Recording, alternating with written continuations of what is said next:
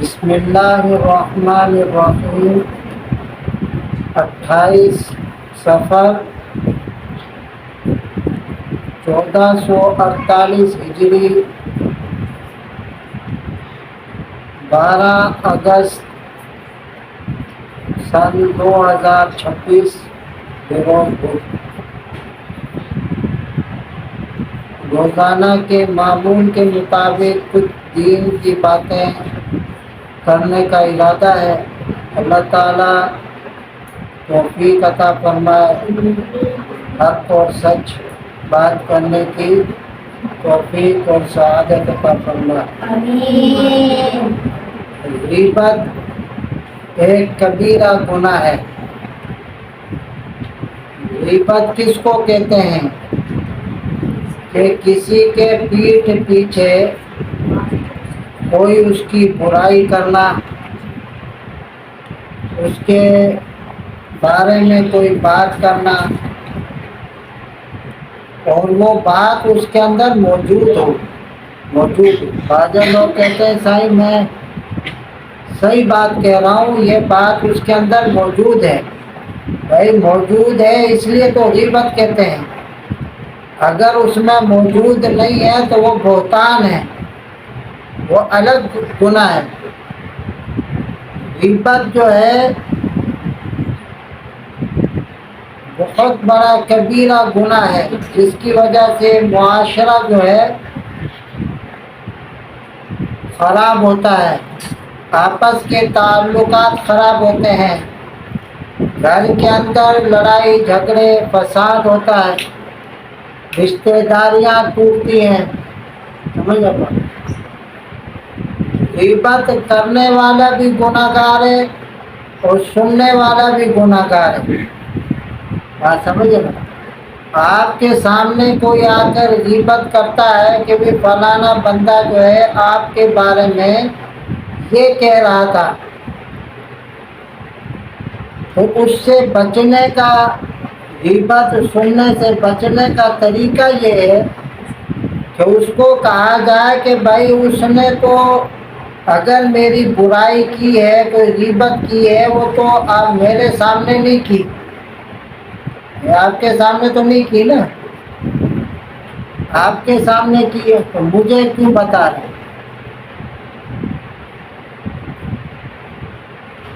لازم بات ہے، اس کے سامنے اس نے غیبت کی، وہ سن کے آپ کو آگے بتا رہا ہے، تو جس کا بتا رہا تو اس کی بھی تو غیبت ہو رہی ہے، غیبت ہو رہی ہے نا، کہ بھی فلانے بندے نے آپ کے بارے میں یہ بات کہی، تو اس نے تو گناہ کیا ہے نہیں کیا میرے سامنے تو نہیں کیا، آپ تو میرے سامنے گناہ کر رہے ہیں، آپ تو میرے سامنے گناہ کر رہے ہیں، مجھے بتانے کا کیا فائدہ؟ آپ صلی اللہ علیہ وسلم کی خدمت میں دو عورتیں آئیں، فرمایا کہ ہمیں روزہ لگ رہا ہے۔ آپ صلی اللہ علیہ وسلم نے فرمایا کہ کرو، کیا کرو؟ الٹی کی تو اس میں سے گوشت کے لوتھڑے نکلے۔ کیا نکلے؟ انہوں نے کہا کہ ہم نے تو گوشت کھایا ہی نہیں۔ آپ صلی اللہ علیہ وسلم نے فرمایا کہ تم نے اپنے مردہ بھائی کا گوشت کھایا ہے، مردہ بھائی کا۔ وہ کیسے؟ کہ آپ نے غیبت کی ہے۔ کیا کی ہے؟ غیبت اتنا بڑا گناہ ہے، غیبت کرنے والا اپنے مردہ بھائی کا گوشت کھاتا ہے۔ سمجھے پا؟ کوئی اپنے مردے کا گوشت کھائے گا؟ زندہ کا نہیں کھاتا، مردے کا کیسے کھائے گا؟ ہاں کھائے گا۔ وہ اتنا بڑا گناہ ہے، غیبت کرنے والا جیسے اپنے مردہ بھائی مانا مرے ہوئے بھائی کا گوشت کھا رہا ہے۔ آپ صلی اللہ علیہ وسلم کی خدمت میں ایک آدمی حاضر ہوا، سلام کیا آپ صلی اللہ علیہ وسلم، فرمایا آپ نے گوشت کھایا؟ اس نے کہا نہیں۔ فرمایا کہ حلال کرو، باقی سے کرتے کیا؟ تو گوشت کے ذرات نکل رہے تھے۔ فرمایا میں نے تو گوشت کھایا نہیں۔ فرمایا کہ آپ نے غیبت کی ہے، اپنے مردہ بھائی کا گوشت کھایا۔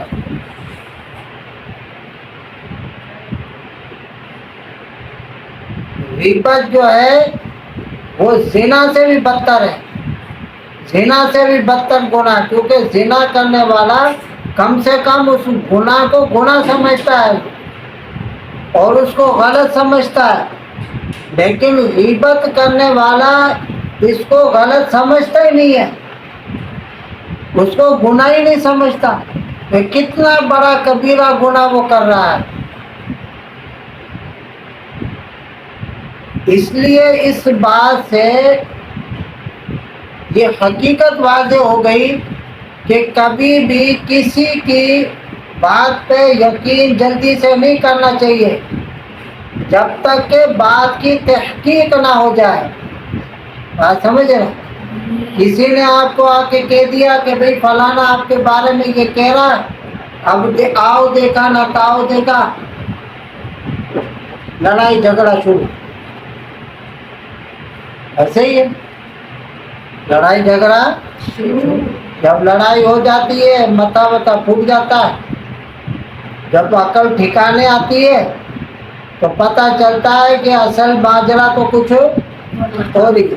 ایسے ہی ہوتا ہے، دو تعلقات والے ہوتے ہیں، تیسرا بندہ آ کے بتاتا ہے بھئی فلانا آپ کے بارے میں یہ کہہ رہا تھا، اس کو بھی جا کے بولتا فلانا آپ کے بارے میں یہ کہہ رہا تھا، دونوں میں ہو گئی کشتی، وہ پیچھے شیطان کی طرح تماشا دیکھ رہا ہے، سمجھ گئے؟ وہ تماشا دیکھتا ہے۔ بعد میں کیا کہتے ہیں، اگر ان کی لڑائی ہو گئی، حقیقت سامنے آ گئی، جب اس کو پکڑا وہ بولتا میں تو مذاق کر رہا تھا،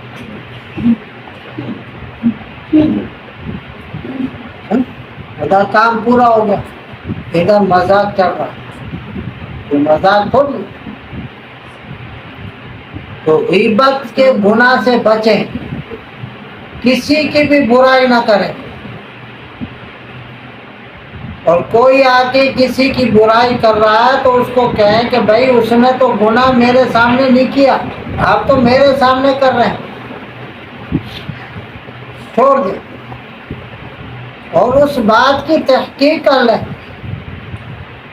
اور غیبت جو ہے، کسی مسلمان کی غیبت کرنا، جب یہ کسی کی غیبت کرتا ہے، اس کے پیچھے لگتا ہے تو اللہ رب العزت اس کے پیچھے لگ جاتے ہیں اور فرمایا کہ اس کو ذلیل کر کے چھوڑیں گے۔ جس کے پیچھے اللہ لگ جائے وہ بچے گا؟ اس کے کوئی بربادی میں شک ہے؟ کیونکہ ہر انسان اللہ کا بندہ ہے۔ کس کا بندہ ہے؟ اللہ تعالیٰ۔ اللہ تعالیٰ کو یہ بات پسند نہیں ہے کہ اس کے کسی بھی بندے کے بارے میں کوئی غلط گمان کرے، غلط بات کہے یا غلط سوچے۔ جب یہ کسی کے پیچھے غلط لگ جاتا ہے طریقے سے تو اللہ رب العزت اس کے پیچھے لگ جاتا ہے، اور جس کے پیچھے اللہ تعالی لگ جائے تو وہ برباد ہو کے رہتا ہے۔ اس لیے کسی کے بارے کے اندر غلط گمان نہ کریں، کوئی غلط بات آ کے آپ کو بتاتا ہے تو اس کی بات پہ یقین نہ کریں، یقین نہ کریں، اس کی تحقیق کر لیں، اور جس کی آپ نے برائی کی ہے، غیبت کی ہے، غیبت کی ہے، اس سے جا کے معافی مانگیں۔ جب تک کہ وہ معاف نہیں کرے گا، جب تک کہ معاف نہیں کرے گا تو معاف نہیں ہوگا۔ حقوق العباد میں سے یہ بات ہے، حقوق العباد میں سے اللہ تعالیٰ اپنا حق معاف کر دیتا ہے لیکن بندے کا حق نہیں۔ ہاں، اگر وہ بندہ آپ کی کون سے دور ہے، تو اس کا واحد طریقہ یہ ہے کہ توبہ استغفار کرے اور اس کو ثواب پہنچاتے رہے. 3 دفعہ قل هو اللہ پڑھ کے، سورہ اخلاص پڑھ کے اس کو ثواب پہنچائے، تاکہ کچھ نہ کچھ اللہ کی ذات سے امید ہے کہ وہ آپ کا بوجھ ہلکا ہو جائے، معاف کر دے اللہ تعالیٰ. ورنہ غیبت جو ہے حقوق العباد میں سے جس کی غیبت کی ہے، وہ جب تک معاف نہیں کرے گا اسے معاف نہیں کرائیں گے، معاف نہیں ہوگا. لیکن کیا کہتے ہیں، کیونکہ اب آدمی اس کو کیا جا کے بولے گا کہ بھائی میں نے آپ کی یہ برائی کی، غیبت کی. بہترین حال یہی ہے کہ آدمی استغفار کرے اور اس کو کچھ نہ کچھ ایصال ثواب کرتا کرے. اس کو کوئی ہدیہ بھی دے دے پہنچ میں، تاکہ اس کا دل آپ کی طرف سے صاف ہو جائے. صاف ہو جائے، دل کا صاف ہونا، دل صاف جسم صاف. جس کا دل خراب اس کا پورا جسم خراب. اس لیے اس کبیرہ گناہ سے اللہ تعالی ہم سب کی حفاظت فرمائے. آمین. خود بھی غیبت سے بچے اور دوسروں کو بھی اس غیبت کے گناہ سے بچائیں. غیبت کرنا جیسے گناہ ہے، ایسے سننا بھی گناہ ہے. اللہ تعالیٰ اس مہلک کبیرہ گناہ سے ہم سب کی حفاظت فرمائے. آمین. کو اپنی بارگاہ میں شرط و قبولیت عطا فرمائے، نافع بنائے. سبحانک اللہم و بحمدک اشہد ان لا الہ الا انت استغفرک و اتوب الیک.